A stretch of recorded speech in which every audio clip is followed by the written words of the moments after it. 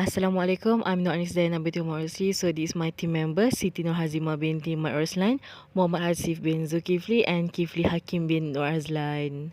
So we will present for Dr. Hanur Akmal binti Rahim. So our chapter is international trade. So this is our topic. My name is Siti Hazimah. Okay, what is COVID-19? COVID-19 is a coronavirus disease 2019, also known as a SARS-CoV-2 induced viral infection disease, and has officially considered a pandemic by the World Health Organization. The COVID-19 pandemic reached Malaysia on 25th January 2020, and the first wave has caused 22 cases in the country. By the mid-March, the case increased to 428 cases, which caused Malaysia to impose the first movement control order. Since then, Malaysia tries many types of methods to prevent COVID-19. Regardless the time period, many sectors has been affected, which could put Malaysia economy in dangerous strait. According to macro trends, Malaysia GNP in the year 2019 recorded 358.84 billion, which is then decreased in December 2020 90.480 billion. Malaysia used the international trade as a way out to increase the efficiency of Malaysia's economic system. The international trade is an exchange that involving import and export of goods and services between two countries. In order to satisfy the unlimited demand of people, this method provides variety of choices in goods and services that the country shortage. Okay, now let's take a look at the impact of COVID-19 on international trade in Malaysia. As you can see here, Malaysia has recorded in 2018 in the export industry 1.876 trillion, meanwhile in the import 877.74 billion. However, because of the pandemic, Malaysia has recorded 986.4 billion and in the import 849 billion. As same as other countries, there are restrictions and regulations that need to be followed to import and export goods and services in Malaysia. The goods that Malaysia restrict is agriculture product, animal foodstuff, and medical product. The foreign countries that are interested in and import and export in Malaysia, they first need to create license to import their goods in Malaysia at Company Commission of Malaysia, then apply the import license from the Ministry of International Trade and Industry. For the information, Malaysia has known as the country that has strict halal standard, which is Malaysia only allowed the import meat that has been only allowed the import meat in the country that has been infested by Malaysian authorities. Not only that, Malaysia has known the highest the top of in producing of face masks. In 2018, it has recorded 80.8 million USD for the. However, because of the pandemic, Malaysia has banned the export of face masks in 2020. Hi, my name is Keifli Hakim Azlan, and my matrix number is 2020-356837. And I'm here today to talk about the market challenge post and during COVID-19. The COVID-19 emergency has influenced social orders and economies all throughout the planet and will for all time reshape our reality as it keeps on unfurling.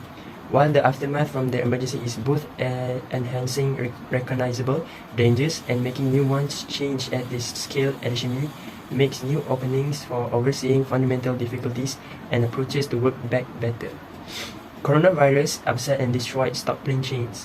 It prompted rigid measures, for example, the inconvenience of exchange obstructions and fare limitation that have influenced the worldwide exchange and contrarily affected the business sectors.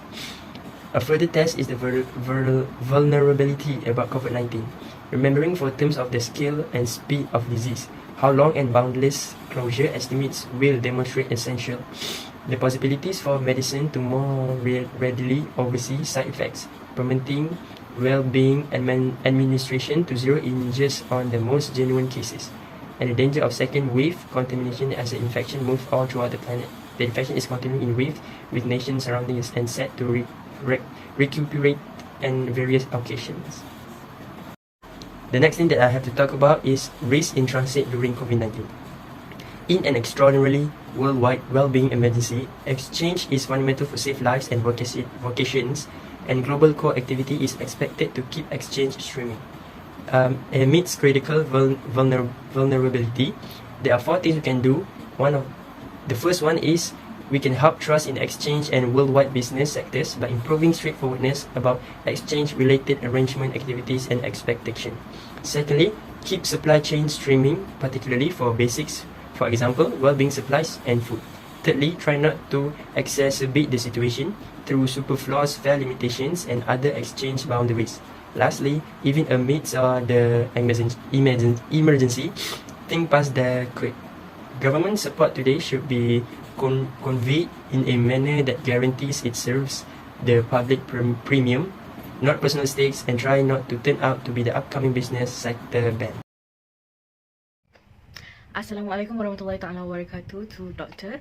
Okay, I will continue to ways to resolve of the impact. Firstly is tariff. Tariff is the first instrument by the government to protect local industry. Tariff refers to tax imposed on imports. When tariff are imposed on import of goods, the price of the goods becomes more expensive. The advantage of tariff, government also restrict imports and export for political reason. The kind of government restriction on trade is called sanction. Next, country wishing to punish or influence the behavior of another country for human rights violation or for an aggression. For example, will sometimes restrict imports from this behaving country. In time of war, adversaries will often prohibit all imports from each other, a measure known as embargo. Next, trade policy should be used as policy tools to promote public health initiative, especially during a pandemic.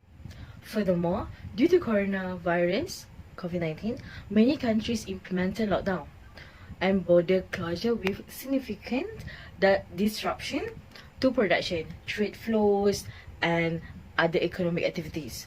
As a result, hospital, healthcare professionals, and the general public will benefit from lower costs. On a large scale, this involves ensuring that Malaysia response to COVID-19 is targeted, proportionate, 24, transparent, and temporary, and that it does not erect excessive trade barriers or disrupt global supply chain. Hello, my name is Hazimah, and today I want to share my point, which is exchange control and embargoes. So we go to exchange control. Exchange control are government who set limitation on the purchase or sale of currency. This control allow country to better stabilize their economy by limiting inflow and outflow of currency, which can create exchange rate volatility. Meanwhile, the foreign exchange pool is designed to cover important payments made outside of country. Controlling the trade of foreign currency is part of it. The government will decide how people or corporations spend their foreign currency, and all earned foreign currency will be required to be sold at the central bank. Okay, so what the main factor that lead government involved in exchange control? So, foreign control are justified and motivated for a variety of reasons depending on the country and its economic status. We go to embargoes. Okay, what is embargoes? Embargo is a government imposed restriction on the import or export of commodities, service, cash, and other assets to or from another nation or state. In conclusion, it is clear to see how COVID-19 pandemic has affected Malaysia international trade, including Malaysia import-export, Malaysia market, and Malaysian transit. However, the government managed to come through with several economic stimulus package like tariff, which are instruments that can protect local industry, and the exchange control that allow Malaysia to stabilize its economy.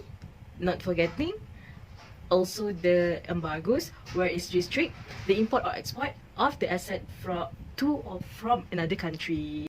All of these were done to help lower the impact faced by those involved in international trade of COVID-19 in Malaysia. That's all. Thank you.